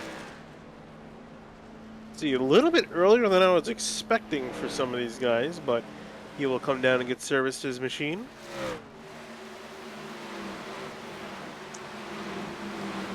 Senesac and Swan still door-to-door into turn 3. Jeff Ryan, I think, is back on the racetrack 14 laps down in that 37 truck. Senesac splits the middle there. A little tight. Yeah, just a little bit. Heading off to the corner. And the leaders have begun to kind of accordion back together. It's not tight yet, but Weishart and Bell had a pretty enormous lead, and Scioli has been trying to track him down. Last time through, Bell was actually a fair bit faster than Weishart, and Scioli was a touch slower, but I think this time we're going to see a different story. Weishart across the line, 32.452. Well, that time through, Scioli was the fastest by a pretty big margin, 10th and a half. Yeah, and Scully's been catching up every single lap. He's been slowly making inroads to the 9 and the 33, so I think, I'm curious to see, I'm not sure if he's going to be able to do anything before the pit stops begin. I say that, he made up a huge amount of time on the 9 just now, but it definitely, when pit stops start, you can expect to see the 7 either in the middle of this battle or potentially in front of it. Making good speed. Remember, any race that he's entered, with one exception, that was back at Iowa, he has been top 10. Cody Cutler, he is in trouble. Real slow the last couple of laps, about a half a second off, and he's dropped down to 7th. I think he should be looking for pit lane here relatively soon. Cameron Hearn, by the way, completed his repairs, but is now off the racetrack. Oh, look out! The 25 almost got into Wineland and got shoved up the racetrack there by the 00 of Danny Ware. That almost got messy. Yeah, I was going to say that was a bit interesting there. It was kind of like a half-hearted last-second dive. You see right into the corner, goes to the inside of the 21. Wineland definitely wasn't expecting that. You see the 25 had to check up because he was getting tight. Almost got turned by the 00 Ware behind. It almost didn't work out for anybody there. 1-2 punch it would have been. Tommy Ryan and Ryan Swan, door-to-door down the backstretch. And there goes Ryan on through. He will get that spot pretty easily without contest. During the 85 of Jeffrey Wilson, he's calling out on the radio. He's going to be coming down next time by. That's right now. Here he comes. Ooh, a little hot. Whoa. James Scioli for second, past Matthew Bell, and he's through. Makes it look easy. I was going to say, I saw them getting close. Just decided to make that pass last time through, and as mentioned, made it look easy. Josh Taylor and Garrett Grant having a little scrap. Haven't really talked a lot about Josh Taylor, not only this race, but this season. Tonight running 13th at the moment. Started back 14th. Not a bad evening for the HendrickCars.com Chevrolet. More guys down in pit lane. Whoa, Paul Urban passing Cody Cutter down on pit lane. As both of them come on through. Cutter taking a little bit more conservative. Urban coming flying on through. Turn across the nose there, too.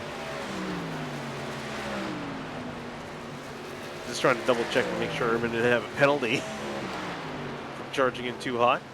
Yeah, got to be aggressive, though. Can't Weishart almost saw him almost wreck out.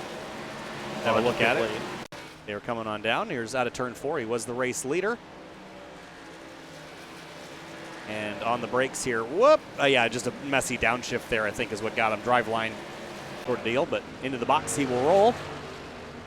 A lot of smoke on pit lane as well as everybody slides in and gets right back on the road. This should be their final scheduled pit stop. If we get another yellow, I'm sure they'll come again, but I don't think they're going to come back down on purpose under green flag conditions. Here's Weishart and Scioli right off pit lane. Yeah, it's been a slow trickle down on the pit lane, not everyone jumping in at the same time. Still got pretty much 14 of the guys. Weishart almost in Bell. Oh, crash out of turn 2. The 9 of Matthew Bell. Uh-oh. What on earth happened there? And big time damage to the driver that led over 35 laps tonight. Who got in some contact here. He's coming flying fast, new tires, then comes up on the 20 of Munsell. Yep. As the gap closes with the 4, got hip check, into the wall he goes. That is frustrating for the 9. 20 comes up off the blue line here mid-corner and just kind of, just hits him. Not anything Matthew Bell did wrong there. I mean, maybe you could have been a little bit more conservative and not gone for that gap, but the 20 came up off the banking or off the apron pretty aggressively there. And that is going to hurt his chances for sure and probably doom that 9 away from victory lane tonight. Yeah, it's unfortunate because that truck was really fast. Definitely looked like he had a solid chance of winning this race, and as mentioned, now it's kind of out of the window now. Also, just an update for David Weiser. Didn't get a penalty after getting very close to breaching the line. Again, he can't jump up onto the apron. You can't jump up from the apron to the. He did not. Okay. Thank you. I was waiting. Yeah. Here you go ahead. So, interrupting each other again. You can't jump up from the apron to the racing surface until you pass the blue line on the back straightaway. So, as you mentioned there, though, when he was coming up, got very close, wasn't quite there to trigger a penalty. And Matthew Bell's back down pit lane, and he might just park that truck. Frustrating end to a very strong early run for the 9 of Matthew Bell. And meanwhile, out front, Lath Hicks took 2 tires. Nope, that was a long time ago. That was not their most recent stop. So the newest drivers on fresh tires towards the front, it's going to cycle to be Chris Seidenfeiden, but he pit about 8 or 9 laps before everybody else, and he's probably going to get run on down here in just a couple laps. 40 laps to go here, the final third of this race. And it should cycle eventually to be Weishart, Scioli, Hartz, your top 3. Yeah, if you want to go to the blimp shot here and just kind of look at everyone around the track, because the blimp static game, I was going to say, because everyone's really spread out at the moment due to the pits that we see. There's trucks everywhere on the racetrack, and a huge amount of separation. I imagine they're going to start kind of converging back into each other. And one driver I want to look at is Eric Wineland. Just came out of the pits now, got the freshest tires in the field, but all the way back down in 19th.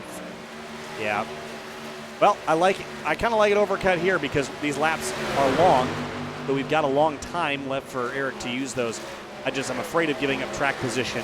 It's been very tough for people to make passes stick tonight, but he's already up to 17th. We'll see how much more ground he can gain as we work our way closer to 35 laps to go, about 20 minutes left. And with the field as spread out as they are, I think Eric read this very well. We're probably not going to get a caution anytime soon based on where everyone's running. So that might be a safe call. Yeah, it might be yet to see. If a caution does come out, it's going to be absolutely catastrophic. He's going to yeah. get put down in the order, and it's going to be very tough to crawl out of that hole. But, as you always say, you made your bed, now you have to lay in it. He's got to just kind of hope for the best. Up for the front, though, Chris Seidenfeiden leading. I thought I saw Scioli coming back at him. Sorry, that was Weishart. Yeah, I mean, they're getting there. There's, Seidenfeiden, Lath Hicks, side by side. They're Lath on way old tires here, trying a massive overcut. The Weishart and Scioli encroaching into the shot right here.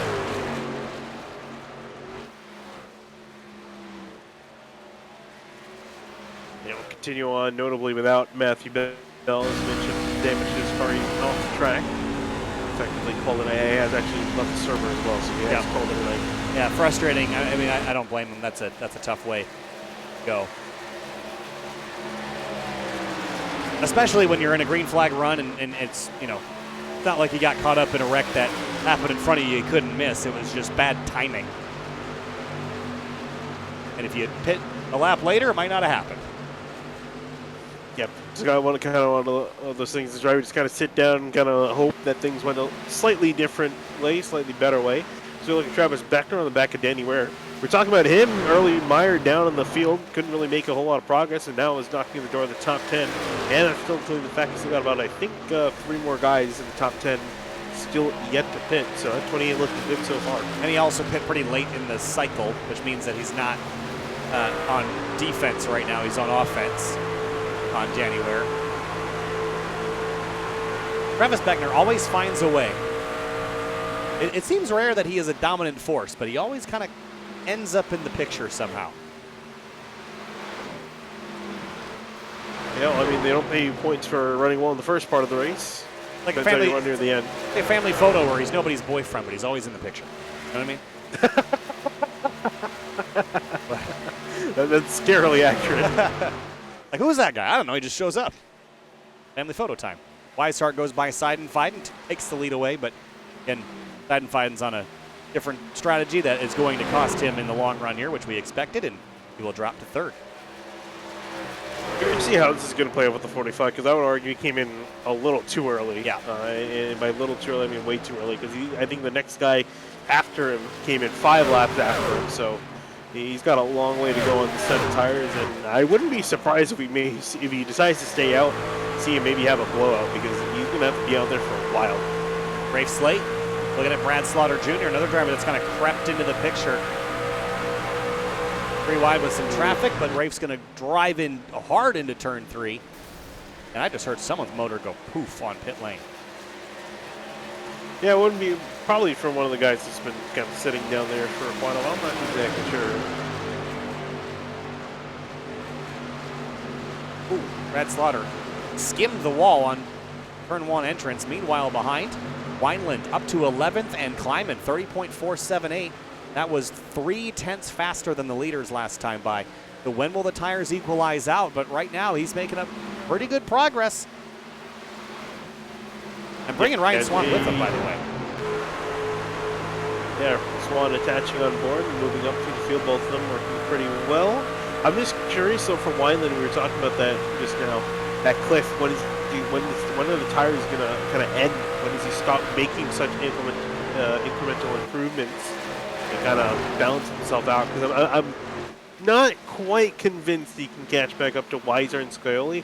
I think definitely might get a solid top 5 out of this, though, with the rate he's going. I mean, that's kind of where he was running, so it'll be a net zero gain there. But I like the strategy. I like being on offense here with still 30 laps to go. So, and he's still only really 6.8 seconds back and gaining still a couple tenths a lap. So, yeah, I think he'll stall out before he gets there, but he might get up all the way up as far as fourth or third even, too. So, Seidenfreiden's on borrowed time up there. Right here. Yeah, working around. Colin Farmer is still running out there in 29th. 30 to go also.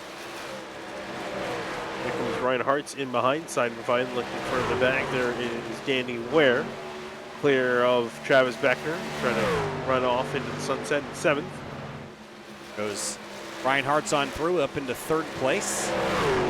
Remember, Hartz came into the night 2nd in the standings, and this would just continue to him in that picture. But he's behind Weishart, who has 2 wins on the season. Weishart's most recent win came just a couple weeks ago at Darlington and Atlanta, 2 of the last 3, as you mentioned at the top of the show. Slate work his way on through. We'll get past Chris Seidenfreiden. So look further back, Bryce Senesac, Tommy Ryan to get out. Justin Munsell, Jordan Martin, a couple of good battles formulating all over, and Ryan back to the inside of Senesac for 15th place.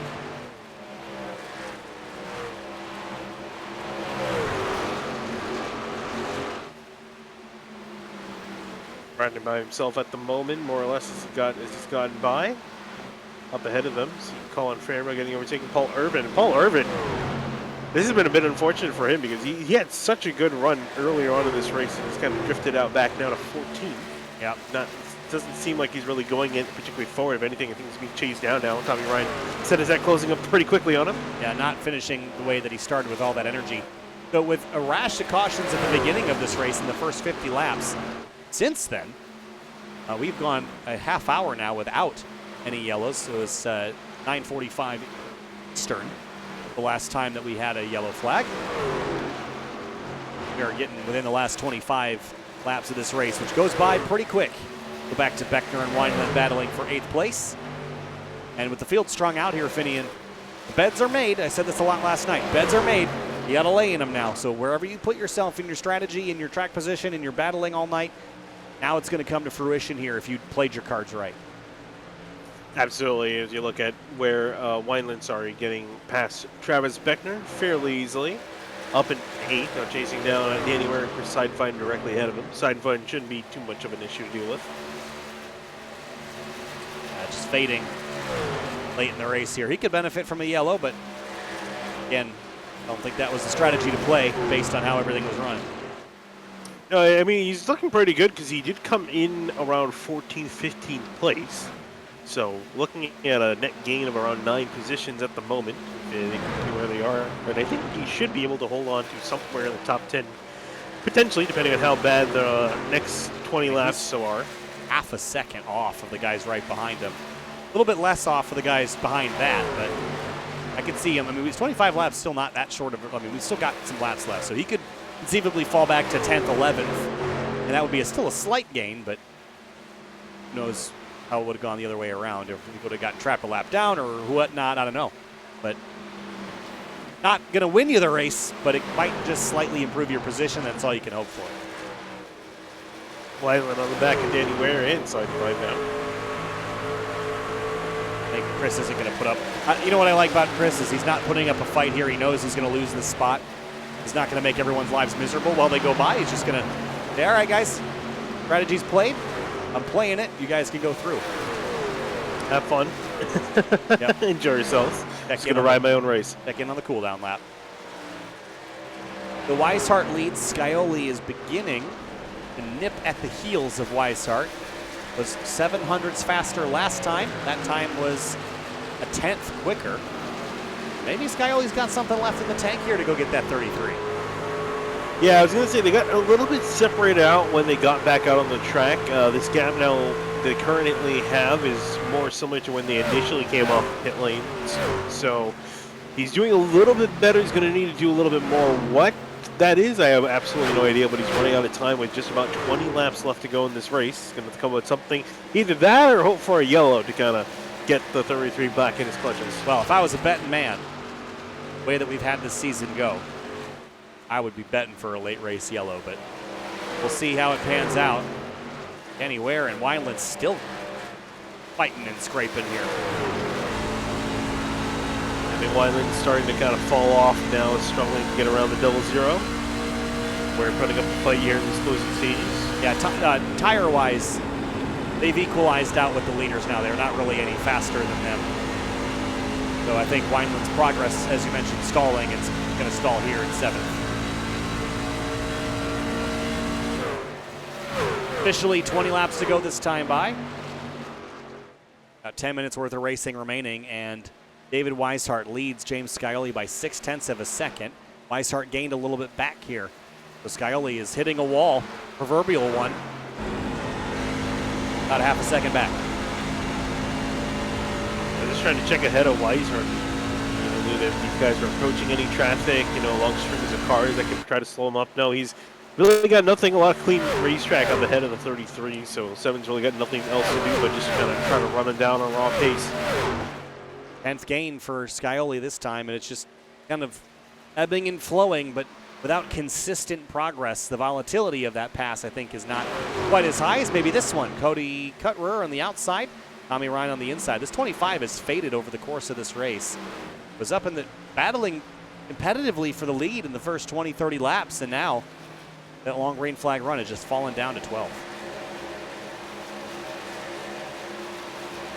Yeah, I think that we were kind of expecting something like that. You know, when, as we got long green flag runs in the later part of this race, we're really starting to see the guys that typically run better on the longer runs doing better than the guys that run on the shorter runs, which is who we saw near the front at the beginning of the race. Here's James Coe. He started dead last tonight. He's a lap down, but not a scratch on this truck, and 26th. So you look at the end of a day, it's not a top 5, it's not a top 10, but a pretty big gain in positions, 15 spots plus. Not a terrible day, all things considered. I think any race that you can start worse than you finish is a good day, assuming that you're not always starting last. Such your bar is achievable, but then you can get there. We've seen Coe run better, but tonight just didn't get a chance to qualify. Started out pretty deep, has recovered pretty nicely. 16 laps to go, and Scioli still nipping away, down to under half a second for the first time in a while. Yeah, getting closer and closer here as the laps are winding down. I think he's might have found a little bit of second win. He's closing back in. So can you argue maybe too little too late with 15 laps to go? Is it enough time to catch back up? It's enough time to get there. It's just, I don't think that Scioli is faster enough to facilitate a pass tonight with these trucks at this track. You have to be faster by enough to really be able to get that pass done. What's going to happen, I think, is Scioli's going to get here and then get trapped. Just not because of aero wash or anything in particular. You just run out of enough differential that when you have to start putting yourself offline, you're not going to find enough advantage to complete that pass when Weishart's running where he wants to run. But if you can get Weishart to make a mistake or miss a corner, miss a line, then you got your shot and you got to take it. But Scioli is coming. We're down to 14 to go, but he is coming. He is going to get there. Yeah, it's the gap is just about 0.4 of a second, just about to go underneath it now, and it's getting closer and closer. I'm curious to see now Weishart's going to get a little bit more nervous up in the front, knowing the 7's starting to close in with a decent amount of pace. Oh, little correction there from Scioli, walking the rear tires up the racetrack. Now, one thing Scioli cannot do is get back on throttle too soon while trying to chase David. Whatever he's doing right now is working, but if you get a little bit too greedy and you throttle up just even 10 feet before you were previously and you wash up the hill, you're going to kill all that progress. But that time through, another pretty sizable gain. Well, I lied. Can't read numbers. 7 thousandths of a loss. So if you can gain a 10th here, gain a 10th there, and lose only thousandths when you have a bad lap, you're in good shape. But James still got some work left on the table. And is running out of laps. And yeah, as you mentioned, you just get on the gas, you lose the momentum. Big thing also, too, now is the tires are worn out. You start to see these guys are stepping in the trucks out a little bit more. Want to make sure you don't wreck yourself as well, trying to push too hard. You don't want to pack the fence. This best battle on the racetrack at the moment. 3.5 tenths of a second and 12 laps to go. What does Weishart do differently now? I mean, he's kind of doing what he's doing, but is it going to work forever? I mean, it's working at the moment. I feel like, there's not really much else he can do. I think at this point he's been looking in his mirror more and more with that 7 truck approaching. I think he's going to just kind of have to hope that when the 7 catches back up, or he kind of runs out of steam. Pushing, because that 7 right now is pushing hard trying to catch the 33. Yeah, it did lose some ground that time, though, so pushing perhaps a little too hard. That's the danger. You get close, you can taste it. You start taking bigger bites. Seidenfeld dropping to 10th place. Tommy Ryan's in the mirror. He'll be 11th. And he's got a whole host of drivers behind him that can take spots away. So Seidenfeld wants this thing over quick. So does I think he Weishart. would love. I was going to say, oh no! Scioli in the wall hard off of turn 4, and there goes any chance he had of winning this race. Yeah, that's what I talked about. Just getting the throttle a little bit too soon, and it's all gone.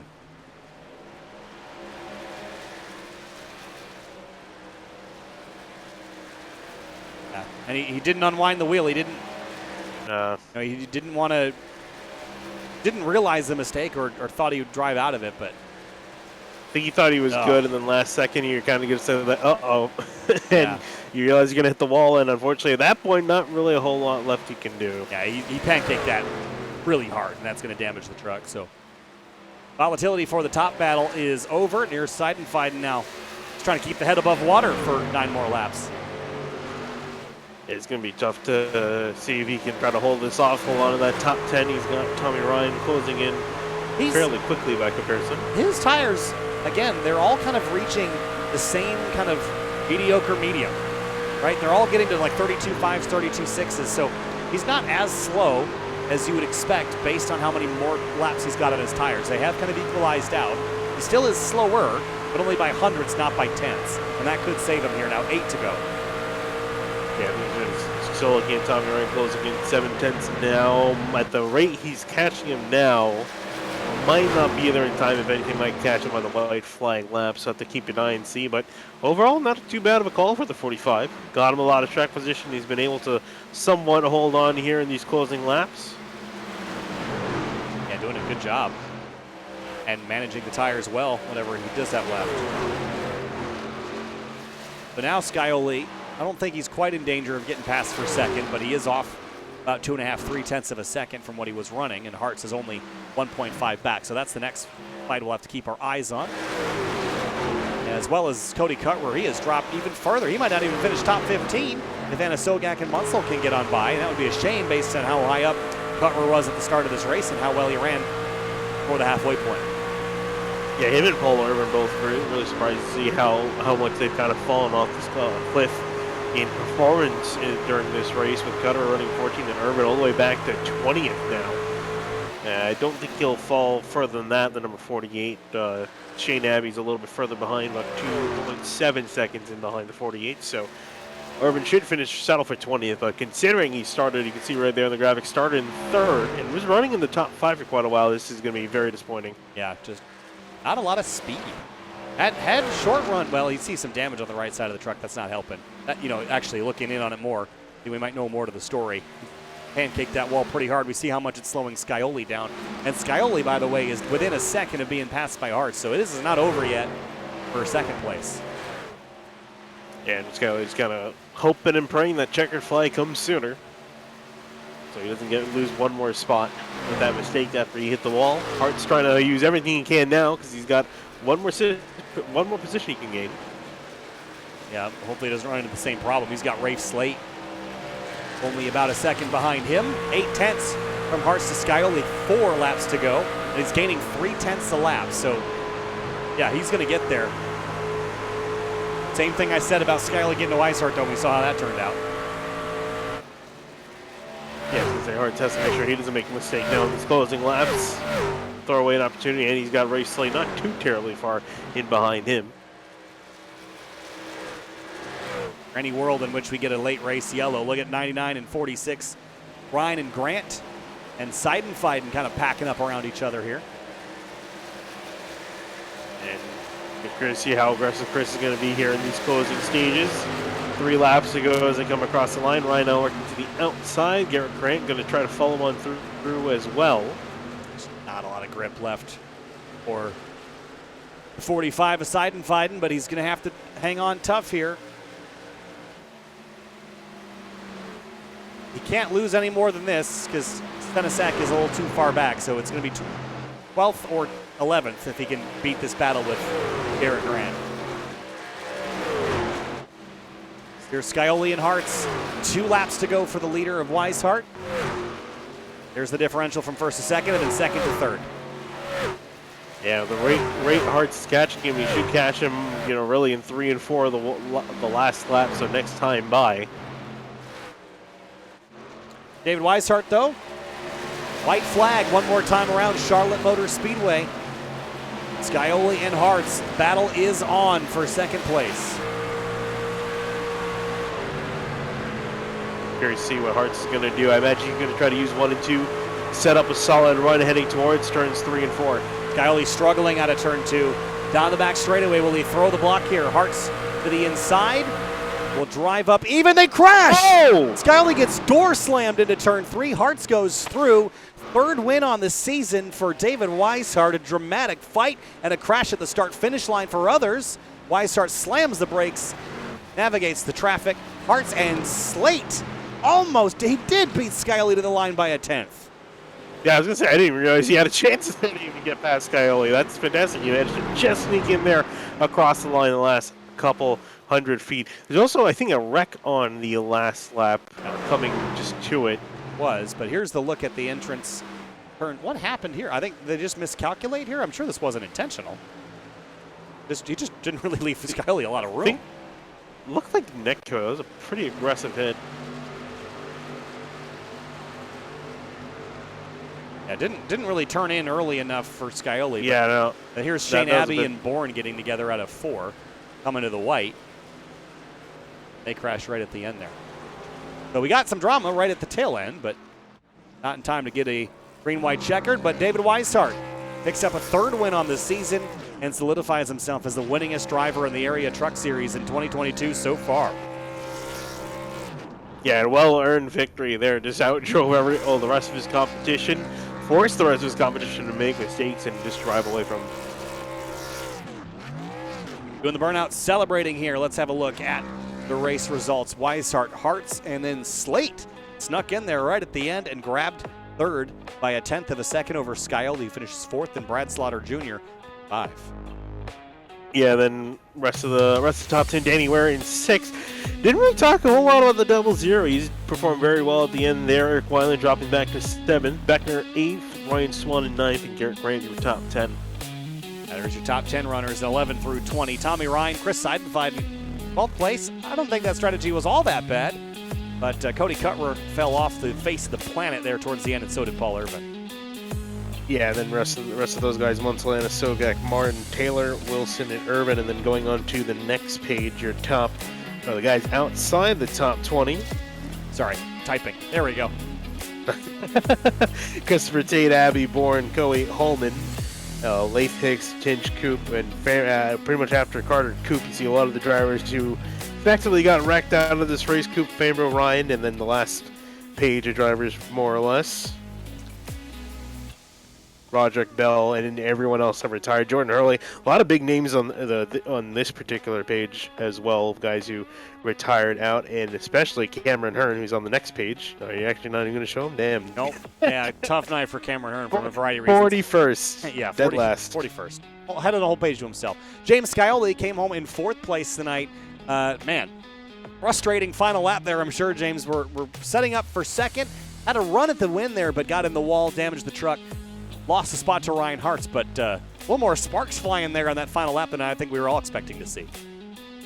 Yeah, definitely a little crazy there at the end for somebody to get a 4th place interview. So just hate that it had to be me. It just, I don't know, it kind of seemed like Hartz just tracked me out a little bit further than I was expecting, and just we just kind of came together. I was expecting him to turn in for the corner just a little bit earlier, and we were going to race it out to the line, but he just kind of tracked me out a little bit more than I was expecting, and we tangled, and I missed out on the podium. Had a shot at David there, but I think I was saving the right front so good that I was kind of burning off the right rear, and that's how I wanted it to drive, and it just got a little bit too much and got a little too loose and caught the wall, and then it did not drive the same after that, just really bogged down at the end. So definitely sucks that I got into the wall. I mean, that's the only reason Hearts caught me. It should have been easy 1 and 2 for me and David. So sucks for that. But glad David got the win. David Weishart Racing teammate, so can't be too mad about that. But definitely a little bummed about the contact and finishing 4th rather than 2nd or 3rd. Yeah, it felt like we had to talk to you because being 3rd going into turn 3, it felt like it was necessary to get the story because that's where we were all night. James, I know a frustrating end there, but hey, top 5, not a terrible night, all things considered. Enjoy your week off, and we'll see you next time. Yeah, thanks, guys, and thanks to everybody in the race there. We were finally able to get some green flag racing, and that made it really fun, and it was a pretty fun setup to drive, so big shout out to everybody for keeping it clean there that last 100 laps or so, and then big shout out to Butt Kicker, Chris Sports Cards, Standles Candles, and Matco Tools for being on the truck, Elwood Designs for the paint schemes, you guys in the booth, and all the admins for all the work. I really appreciate it, so we'll talk to you guys in a couple weeks. All right, appreciate it, James. We'll see you in 2023. Yep, thanks, guys. On to the next driver, Rafe Slate. Snuck out a 3rd place finish right there at the very tail end by a 10th over James Scully. Rafe, congratulations. Wow. I don't even know if you were expecting that, but a strong run. Started 17th, worked your way through the field tonight, and then tangling 2nd and 3rd place drivers gave you a shot at 3rd. Take us through it. Yeah, I was in there with Ryan talking to him, and I really did not expect that to happen, especially between those two guys. But yeah, I mean, finally nice to be up here and get an interview. But it's been a little while coming between the Cup Series and this, running part-time, but kind of wish I would have committed full-time now. Yeah, I mean, it works out. You got yourself a really solid run tonight. Seemed like it was tricky to pass, though. I mean, multi-groove racing, this track is known for it here in iRacing. We didn't see it a lot Monday, a little bit. We didn't see it much tonight either. Bottom feeding race for the most part? For the most part, but if you, like on newer tires, if you really needed to get up and go, you could just roll the top on somebody. Me and the 8 car did it the first 2 runs and came out of it pretty well. I'll say it's going to be your best finish of the season over your 5th at Atlanta and your 8th at Sonoma. Kind of been a hit or miss season, Rafe, in the truck series, but getting one spot closer to a victory. So we'll see you next time, and best of luck. All right, thank you. Thank you. Moving on now to our 2nd place finisher, Ryan Hartz. Came into the night 2nd in the standings, comes out of the night 2nd in the race. 3 seconds back, was battling there with James Scully right there at the end after he damaged his truck. A little bit of contact, but everyone came out the other side, at least still in the top 5. Ryan, take us through your night and that run up towards the front. Yeah, me and James just talked about it. We kind of agreed that it was a little bit of net code. He didn't expect me to turn as much as I did. I personally think I should have turned more and given him more room. But there was definitely some net code there, but I will take the blame for that, so I apologize. I don't like racing him like that. But other than that, you know, I did really bad in qualifying. I really choked it and started like P21 and just slowly made my way to the front. And, you know, all I needed was green flag laps because I say my tire's pretty good in like the first long green flag run. And then I was just way too loose on the last run to do anything with David. I'm surprised I even caught James. So yeah, overall good night. I can't really complain. Yeah, pretty good, solid night, Ryan. 2nd place.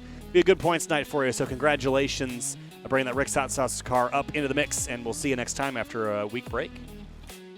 Yeah, man. I hope you guys have a good Christmas and a happy New Year's also. And thanks to Rick's Hot Sauce for coming on board. Thanks to Jacob Bell Racing. We've been having these good runs. Another top 5. Just the way I look at it, compared to last season, it's just another one that got away. So we'll be ready for Loudon, and we'll be ready for 2023. All right, Ryan. Happy holidays as you as well, as we'll see you in 2020. Thanks, guys. David Weishart brings home his 3rd victory on the season. Beat out Ryan Hart, Scully, Slate, and others in this one, David. Early in the race, the 9 was in the mix. The 25 was in the mix. You were in the mix.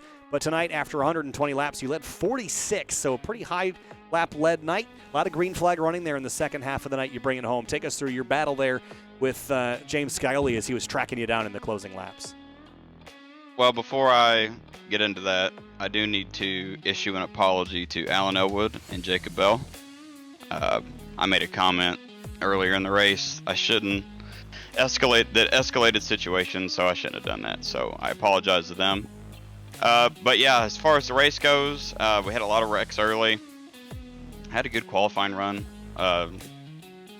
You know, the opposite of last night. I qualified mid-pack, but Yeah, it was a challenge saving the right front on these cars. You had to, or you just drifted up. It got real tight off the exit. But if you saved the right front too much, it got loose on the exit. So it was a balancing act. I just needed clean air. I battled Matthew Bell there, ran behind him for a good portion of that green flag run, and I burned the right front off of it. It was like 64% or something. It was awful. But once I got clean air after the, and I'm not 100% sure what happened to Matthew Bell. It sucks. That sucks for him. I didn't want to see that. It was going to be a fun battle between me, him, and James. But yeah, once I got the clean air, I was able to save the right front and the right rear a little bit. It started to get a little loose there with about 15 to go. But yeah, it felt pretty good. Feels pretty good to walk out here with the W. And not a bad night. Taking home a victory. Third win on the season. Highest W column of anybody so far this season, David. So congratulations. Enjoy it. And we'll see you at New Hampshire in 2023. Best of luck. All right, thanks, guys. Thank you. Wrapping things up here, Finian, from Charlotte. We got one more of these races here this week. And, of course, the charity race benefiting the American Foundation for Suicide Prevention on Friday. But one more race at Charlotte. It's the Lodge Box Series on Thursday.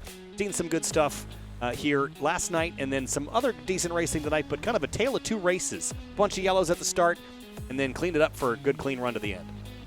Yeah, absolutely, and gotta like to see that those nice runs. Really get to see the talent these guys have of just being able to carry the car over the long run. Some comers and goers in the later part of the race. Usually see them in the earlier part, but in the later part of the race, really got to see cream of the crop rising to the top. And in that case, this case, it was David Weishart. Weishart wins, third win on the season. We'll see you on Thursday for the Area Lodge Box Series on SimTV tomorrow. Washington, D.C. Region SCCA Virtual Racing League, their non-points finale, Long Beach GT4s tomorrow night, 8:15 Eastern. We'll see you there.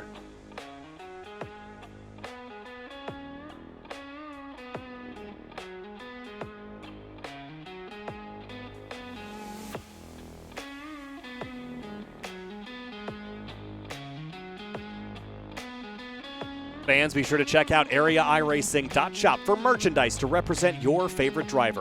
Shop from our selection of t-shirts, sweatshirts, hoodies, stickers, and more. Use code SWAN for 10% off your order at checkout.